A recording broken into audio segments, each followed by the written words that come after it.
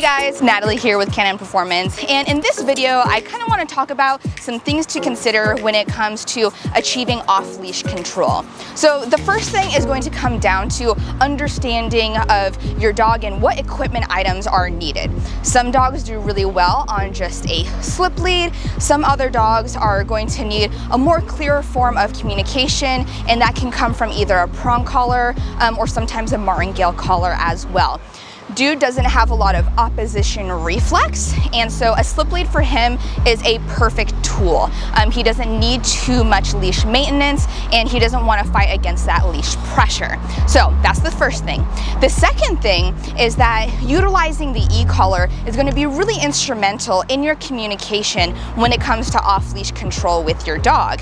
And the reason for that is because the e-collar is pretty much a wireless leash. Once your dog has a really good understanding of the e-collar, when they are away from you, you're going to be able to communicate with them in that tactile communication system where they're able to feel it. Because if your dog is away from you, they're most likely not going to be paying attention to what they are hearing, because that is last on the dog's learning list. So they learn physically, visually, and then verbally.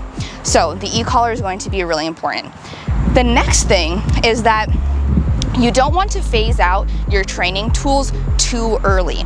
It's really important that if you want to have off-leash control, that first comes with having really good on-leash reliability. And I really want to emphasize that a lot. To have really good off-leash control, you must have on-leash reliability. Your dog is not going to be good off-leash if they are not good on-leash. Really, really important.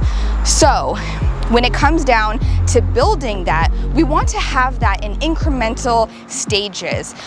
In a previous video, I had worked with Dude first with the 6-foot leash and then a 15-foot leash, and then from there we graduate a lot more. Another thing is that we increase the distraction level in the environment.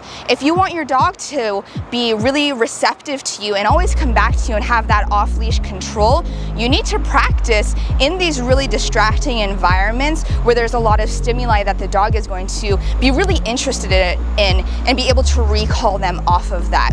So that's a lot of the different things that you should consider if you are trying to have off-leash control with your dog. The very last thing that I will just quickly touch on is that recall is typically the last thing that I teach to my board and trains, and the reason for that is because recall is really based on relationship. I'm a very firm believer of that, and it comes down to if your dog is blowing off your commands frequently, like your sit, your down, your climb, heel, whatever it is, how can you expect your dog to recall to you if they are constantly blowing you off? And so it's really important that if you want to have off-leash reliability, your basic obedience really does need to be solid and really stable. So those are the different things that I would consider if you want to have that off-leash control with your dog. You can learn about how to have really great off-leash control with your dog and have that bomb-proof recall in our online training platform. There's another way that I teach recall, which is through the tone. That's not something that I taught to do just because of the time constraints, but that is something that you can implement with your dog where you no longer have to use the verbal come command. You can actually utilize the e-collar, and e-collar Technologies has a tone function on all of their e-collars. So if you're interested in teaching your dog how to have a really bomb-proof recall, check out our online training platform. I will have the link in the description box below. We do have a 7-day free trial, so go ahead and check that out.